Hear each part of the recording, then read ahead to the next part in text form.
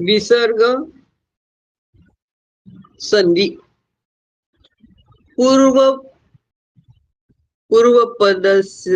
पूर्वपद उत्तरपद अत्र संधि भवति। पूर्वपदे ह्रस्व अकारः भवति चेत् तदनन्तरं विसर्गः, तदनन्तरं ह्रस्व अकारः मृदुव्यञ्जनः भवति चेत् विसर्गस्य उ भवति। आला का नियम लक्षात? विसर्गाच्या आधी जर अ असेल आणि पुढे अ किंवा मृदू व्यंजन असेल तर त्या विसर्गाचा उ होतो, म्हणून बालः वदती. विसर्गाच्या आधी अ आहे, पलीकडे मृदू व्यंजन आहे, म्हणून बाल अधिक विसर्गाचा उ झाला, बाल उ वदती. आणि अ आणि उ मिळून गुणसंधी होते, ओ होतो, बालो वदती. अतः अस्मी. विसर्गाच्या आधी अ आलेला आहे, पलीकडे अ आलेला आहे, म्हणून विसर्गाचा उ झाला, आधीचा अ आणि उ मिळून ओ झाला, अतो. आणि पुढे अ आहे म्हणून ओच्या पलीकडे अ आले आहे, म्हणून हा अ ओ मध्ये मिसळून गेला आणि तो अ आहे हे दाखवायला अवग्रह झाला, म्हणून अतोस्मी असं रूप झालं. ते पाहू नंतर पुन्हा डिटेल सांगेल, पण हा नियम एवढा लक्षात ठेवा. विसर्गाच्या आधी अ असेल आणि पलीकडे जर अ असेल, मृदू व्यंजन असेल तर विसर्गाचा उ होतो.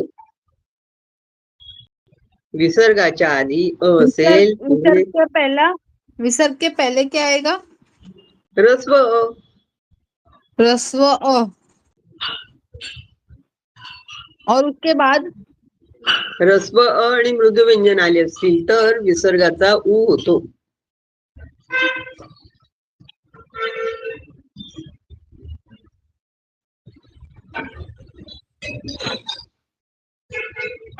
तर म्हणजे विसर्गाचा उ होणे. स्पीकर सुरू आहे, आवाज येत आहे भरपूर. कोणाचा सुरू आहे? हा, आता बंद केलं वाटतं. तर विसर्गाचा उ होतो हे आपण त्या दिवशी पाहिलं. हे 4 नियम आपण लक्षात ठेवू. विसर्गाचे खूप सोपे आहेत. त्याच्यामुळे पहिला नियम आहे, विसर्गाच्या आधी अ आहे, पलीकडे अ आहे किंवा मृदू व्यंजन असेल तर विसर्गाचा उ होतो आणि आधीचा अ आणि उ मिळून ओ होतो. नियम कळला पहिला? विसर्गाचा उ होतो हा.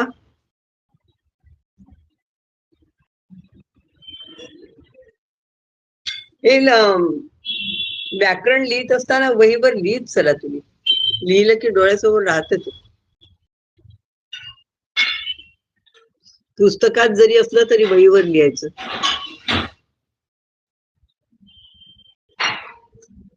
पहा पुन्हा एकदा.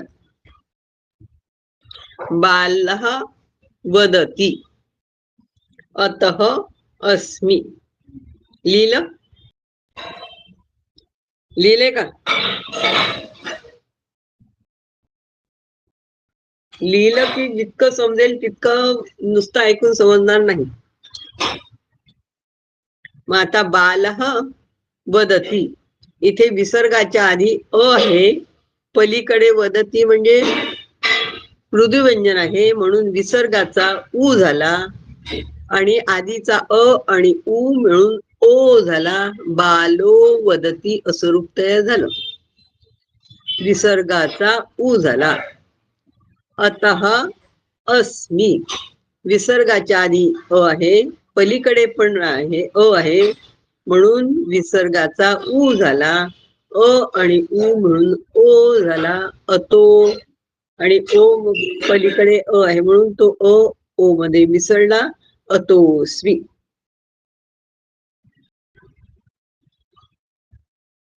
कळलं का काही? अगर विसर्ग के पहले आ गया जैसे बाला और फिर उसके बाद वदती आया तो ये रूल नहीं अप्लाई होगा ना?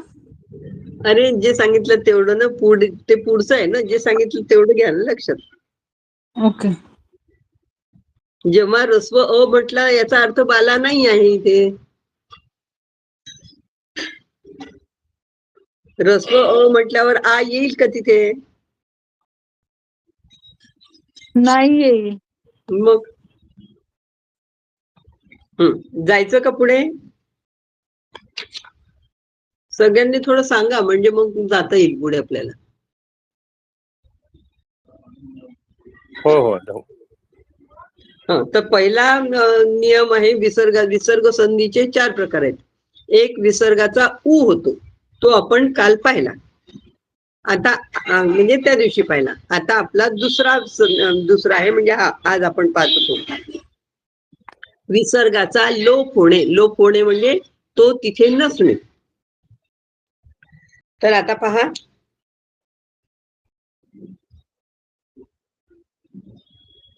हे वाचून घेऊ आधी. खाली पहा, 159च्या खाली विसर्गाच्या पूर्वी रस्व अकार असेल. विसर्ग लोप संधीचे 3 प्रमुख नियम आहेत. विसर्गाच्या पूर्वी रस्व अकार असेल आणि त्यानंतर विसर्गानंतर रस्व अव्यतिरिक्त अन्य कोणताही स्वर असेल तर विसर्गाचा लोप होतो. पाहता पुन्हा आणखी लक्षात द्या. तुम्ही वहीत लिहा आणि तिथे नोट करायचे. याच्यातलं काय वेगळं आहे पहा. विसर्गाच्या पूर्वी रस्व अकार आहे. आता उ आपल्याला 2 मध्ये कंपॅरिझन करायची आहे की विसर्गाचा उ होणे आणि विसर्गाचा लोप होणे. तर विसर्गाचा उ केव्हा होतो की विसर्गाच्या आधी जर अ असेल आणि पुढे रस्व अकार आणि मृदू व्यंजन असेल तर उ होतो. आता लोप केव्हा होतो की विसर्गाच्या पूर्वी रस्व अ असेल, बरोबर आहे, पण नंतर विसर्गानंतर रस्व अ सोडून कोणताही स्वर असेल तर. 2 मध्ये फरक आला का? तर तिथे त्याचा लोप होतो.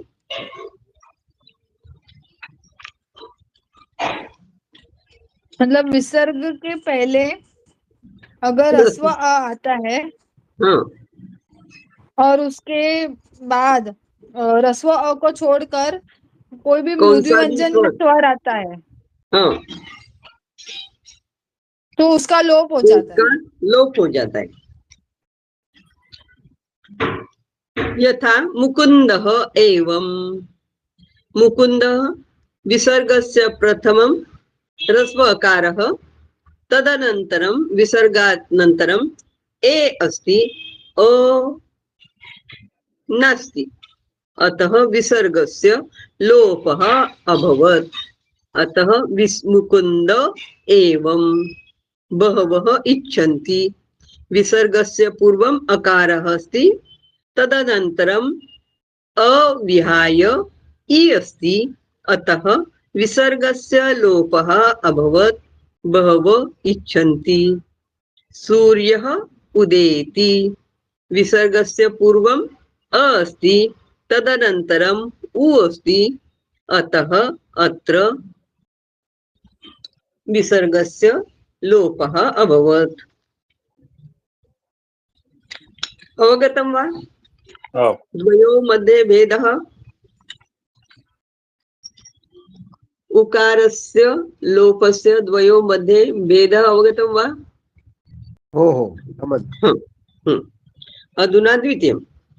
विसर्गाच्या पूर्वी आता पहा दुसरा. विसर्गाच्या पूर्वी आकार असेल म्हणजे आता पहिला नियम काय झाला आपला? विसर्गाच्या आधी अ असेल आणि पलीकडे अ सोडून कोणताही स्वर असेल तर त्याचा लोप होतो. आता त्यातलाच एक भाग आहे की विसर्गाच्या पूर्वी आ असेल. विसर्गाच्या पूर्वी आ असेल आणि नंतर कोणताही स्वर किंवा मृदू व्यंजन असेल तर. मृदू व्यंजन म्हणजे कोणतं? 3रा वर्ण, 4था वर्ण आणि 5वा वर्ण आणि यर लव ह. तर त्या विसर्गाचा लोप होतो.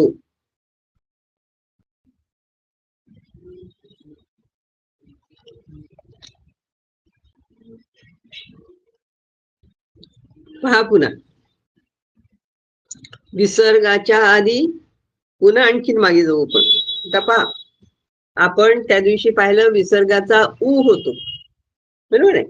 आता आज आपण पाहतोय विसर्गाचा लोप होतो. तर विसर्गाचा लोपचे दोन पद्धती पाहिल्या आपण. 2 वेळा केव्हा लोप होतो, तर रस्व अकार असेल आणि पलीकडे अ सोडून कोणताही स्वर असेल तर त्याचा लोप होतो. हा एक. दुसरं काय आहे, विसर्गाच्या पूर्वी आ असेल आणि पलीकडे विसर्गाच्या नंतर कोणताही स्वर किंवा मृदू व्यंजन असेल तर त्याचा लोप होतो.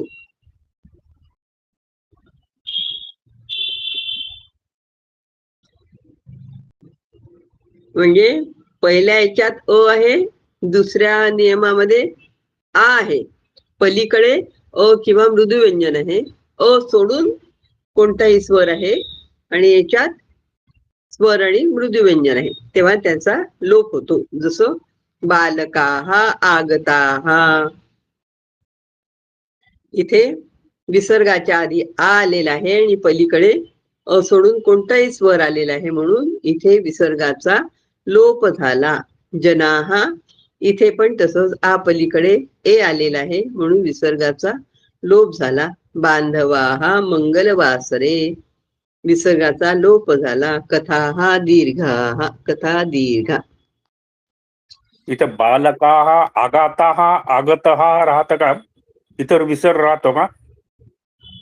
बालकाः आगताः, हा, त्या काहाचा तिथला गेला विसर्ग, पण आगताः नाही, आगत अशी संधी नाहीच होत ना. संधी व्हायला 2 पद पाहिजे असतात. आता इकडलेच पाहिजे, ते जसं आहे तसंच राहील. संधी व्हायला 2 पद पाहिजेत ना. बालका आगत नंतर पुढे आपल्याला शब्द नाही आहे ना. बरोबर, पण तो आगता तसाच राहील.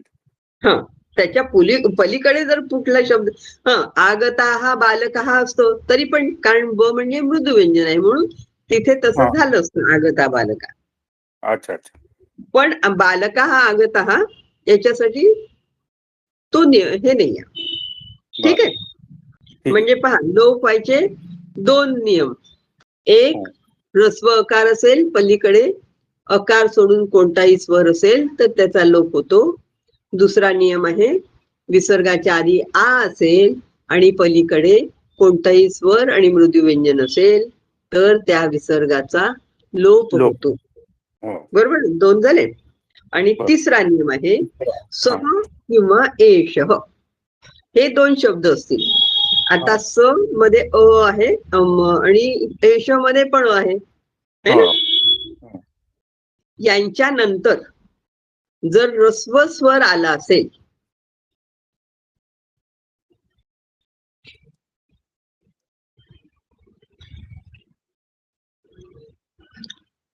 सह किंवा एषः, यांच्या नंतर ह्रस्व अ सोडून कोणतंही व्यंजन आलं असेल तर इथं लोप होतो, तर त्याचा लोप होतो. फक्त सह आणि एष याच्या बाबतीत. सह एष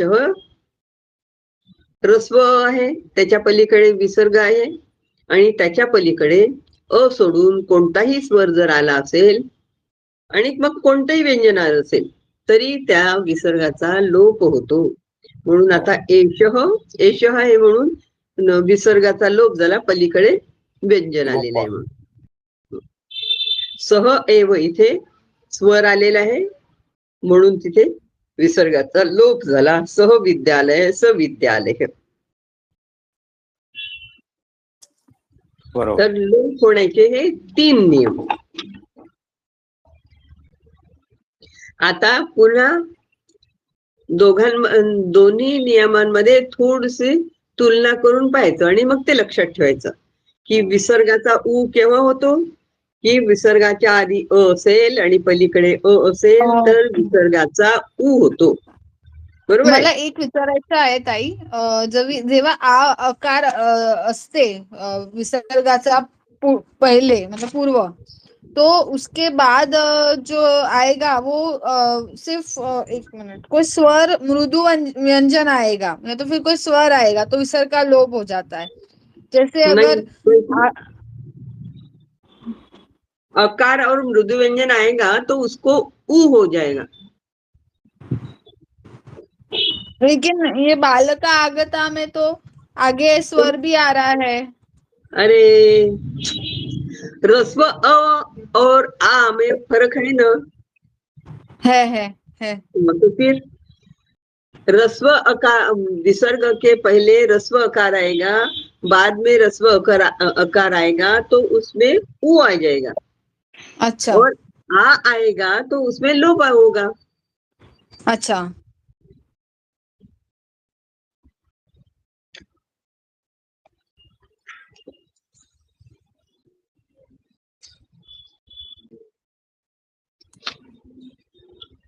तर कळले का मग हे तिन्ही पण, म्हणजे हो. विसर्ग संधी. तर आता पुढच्या वेळेला पण पुढचं झालं की तो, म्हणजे आता कमीत कमी विसर्ग संधी तुमची अशी झाली पाहिजे की कुठलीही विसर्ग संधी आली की त्याचे उत्तर तुमचे बरोबर आले पाहिजे. हो. त्यामध्ये सोपं आहे आणि मी सांगितलं अशा तऱ्हेने त्या नियम लक्षात ठेवा की तुमच्या बरोबर लक्षात येईल. ठीक आहे. हो. आता पहा, हे जे अभ्यास आहेत विसर्ग लोपाची उदाहरणं, ते आता तुम्ही घरी करा. म्हणजे हो. मी सांगितलं असं ते पाहायचं आणि कशामुळे इथे ज्याचा लोप झालेला ते पहा. तो अभ्यास घरी करायचा. ठीक आहे. लौकिक न्याय, गट्ट कुट्टी प्रभात न्याय. घट्ट कुट्टी म्हणजे एखादी गोष्ट आपण टाळायला जातो, खूपदा असं होते ना. हेल्मेट घालायचंय, हेल्मेट सक्ती झाली आहे ना, आपल्याजवळ हेल्मेट नाही आहे. अरे तो समोर पोलीस आहे, तर त्याला हुलकावणी देऊन आपण दुसऱ्या गल्लीतून जातो आणि फिरून आपल्या कळत न कळत किंवा तर एक तर तो पोलीस आपल्या समोर येऊन उभा राहतो, नाही तर आपणच त्या रस्त्यावर जाऊन उभं राहतो. होते की नाही असं खूपदा. तर त्याला हा न्याय म्हणतात. पाहता, घट्ट कुट्टी याचा अर्थ असा आहे की पथकर टोल म्हणून दिली जाणारी रक्कम. म्हणजे आपण टोल भरतो की नाही, तर त्याला घट्ट कुट्टी म्हणायचं.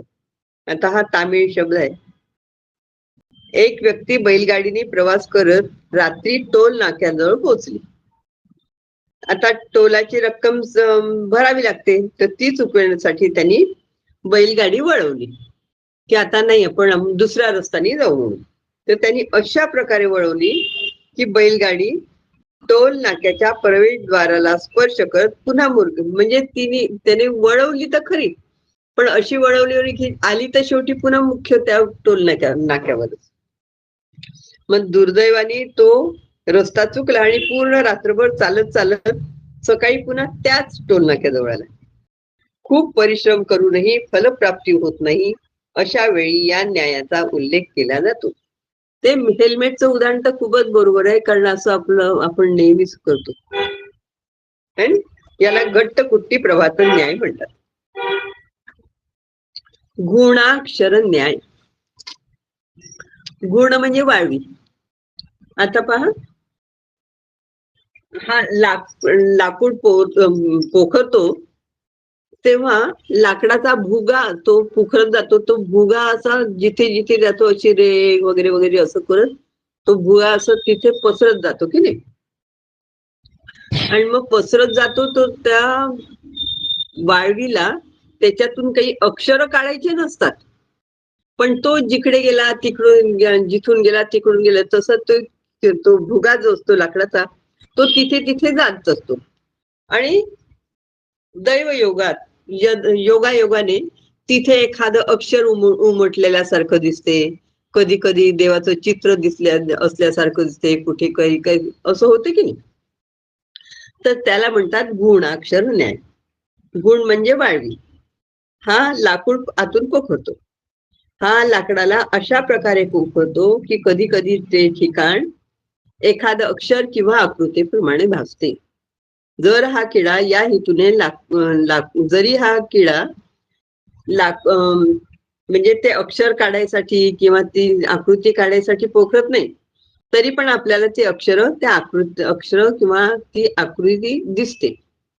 अशा प्रकारे विशिष्ट हेतू न ठेवता सुद्धा काम जे करतात तो एखादा हेतू सफल झाल्याचा भास होतो. म्हणजे तो हेतू नसतो, सहज काम होऊन गेलं तरी पण आपल्याला ते कार्य पूर्ण झालं असं वाटते. अशा वेळी हा न्याय वापरला जातो. ठीक आहे, समजलाय का? काही प्रश्न? नाही. संग्राह्य विषय. आता पहा, सप्त चिरंजीवी सांगितलेले आहेत. अश्वत्थामा बलिर्व्यासो हनुमांश्च विभीषणः कृप परशुरामश्च सप्त एते चिरजीविनः. सप्त एते चिरजीविना, हे 7 चिरंजीव आहेत. कोण? अश्वत्थामा, बली, व्यास, हनुमान, विभीषण, कृपाचार्य आणि परशुराम, हे 7 लोक चिरंजीव म्हणून प्रसिद्ध आहेत. अयोध्या, मथुरा, माया, काशी, कांची, अवंतिका, पुरी, द्वारावती चैव सप्तएता मोक्षदायिका. सप्तएता या 7 मोक्षदायिका आहेत, मोक्ष देणाऱ्या आहेत. कोणत्या? तर अयोध्या, मथुरा, माया म्हणजे हरिद्वार, काशी, कांची, अवंतिका म्हणजे उज्जैनी, पुरी आणि द्वारका, या 7 पुरी आहेत नगरी. या 7 नगरी ज्या आहेत त्या मोक्षदायक म्हणून प्रसिद्ध आहेत. त्या तशा 8 होतात त्या. मग आता मोजल्या ह्या तर 8 होतात. कशा? ह्या मोजल्या तर 8 भरतात. 8. जो हरिद्वार है वो माया है ना? माया. हो. अयोध्या, मथुरा, माया, काशी, कांची, अवंतिका. आता इथे पुरी आहे ना, तर पुरी म्हणजे जगन्नाथपुरी. पुरी त्याच्यात नाहीये. पुरी म्हणजे नगरी अशा अर्थाने. इथे यांनी पुरी लिहिलेलं आहे, पण पुरी म्हणजे नगरी. पूर, हा. नागपूर वगैरे असं म्हणतो ना ते. हा, बरोबर. मग असे 7 ते बरोबर लागतात. आता त्यांनी पुरी म्हणजे जगन्नाथपुरी लिहून टाकलं.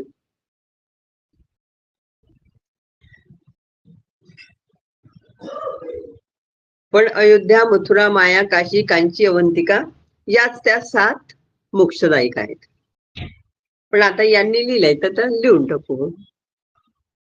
पण पुरी म्हणजे नगरी. या 7 नगरी मोक्षदायक म्हणून आहेत. सप्तपुरी म्हणतात यांना. मोक्षदायक म्हणजे कसं? मोक्ष देणारे. अच्छा अच्छा. हा.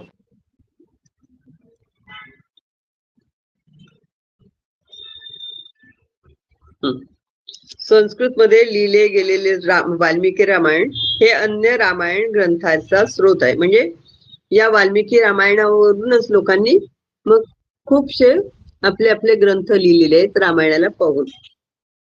रामायणाचे भारतातील अन्य भाषांमध्ये भाषांतर केलेलं आहे. या ग्रंथांचे आणखी महत्व सांगायचं झालं तर अनेक विदेशी भाषांमध्ये पण या ग्रंथांचं लेखन झालं आहे.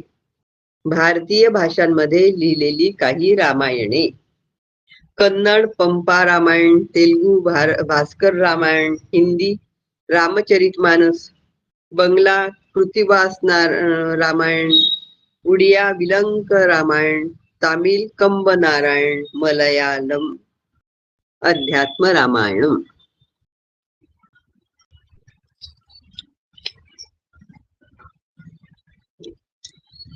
सप्तमः पाठः समाप्तः. शीघ्रता भवति वा?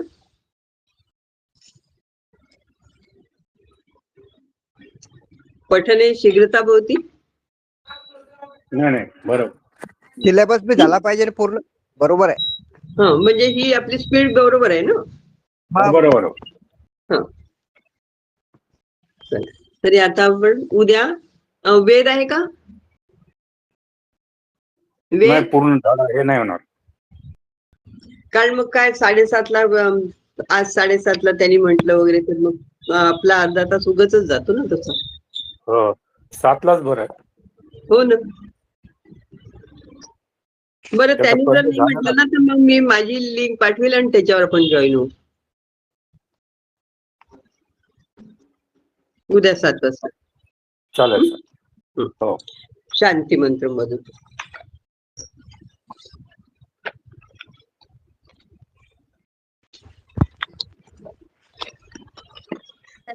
सर्वेपि सुखिनः सन्तु, सर्वे सन्तु निरामयाः, संते सर्वे मा कश्चित् दुःख दुःखभाग् भाग पडे. ओम शांती शांती शांती. शांती. तुम्ही हरि ओम. शुभरात्री. शुभरात्री. सगळ्यांनी आता आपल्याला वेळ भरपूर आहे, छान अभ्यास करा. बरं, कालचा पेपर पाहिला का सोडून? ओपन होत नाही तो. नाही. ओपन खूपच नाही होत. सोपा आहे काल. ओपन होत नाही तो. का ते बरं नाही होत? पीडीएफ ओपन नहीं होती. नहीं, मैंने तो पीडीएफ ही, मेरा तो मैंने तो झालं पीडीएफ ना, में मी ही ओपन भेजा केला था. ना. मला दिसलं ना तू. वाचला नुसतं, सोडवलं नाही. हो, पण सोपा आहे ना. हा सोपा आहे, तसा काही जास्त हे नाही. असं काही आपलं व्याकरण नाही झालं म्हणून व्याकरण सोडून दिलं, तर बाकी सोपं आहे. व्याकरणाचे पोर्शन 2-3 शब्द प्रश्न हे आहेत. हम्म. बाकी बरं आहे, बाकी ठीक आहे. तर त्याच्यामुळे आता सध्या आपलं व्याकरण हे होतपर्यंत आता पहा, विसर्ग संधी आता तुम्ही पूर्ण व्यवस्थित करून घ्या. हो. आणि मॅडम अजून काही प्रश्नपत्रिका मिळाल तर बरं होईल तेवढं. हो, देईल ना.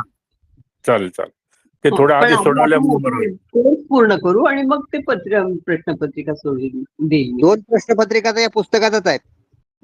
हो त्या आहेत, पण अजून एक काही मिळाल्या तर बरं होईल. हो, देऊ ना आपण. हा चालेल. त्या आपण 1-2 पाहिल्या की बघ, ती पण आयडिया येऊन जाते. हो, आयडिया मिळाली.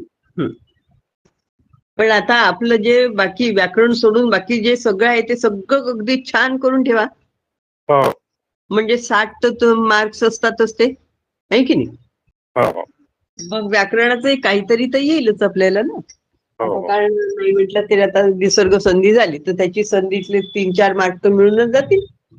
हो. 4, 5, 6 आहे की नाही. तर हो. अशा प्रकारे एक मार्क वाढवायचा आपण प्रयत्न करू. हो.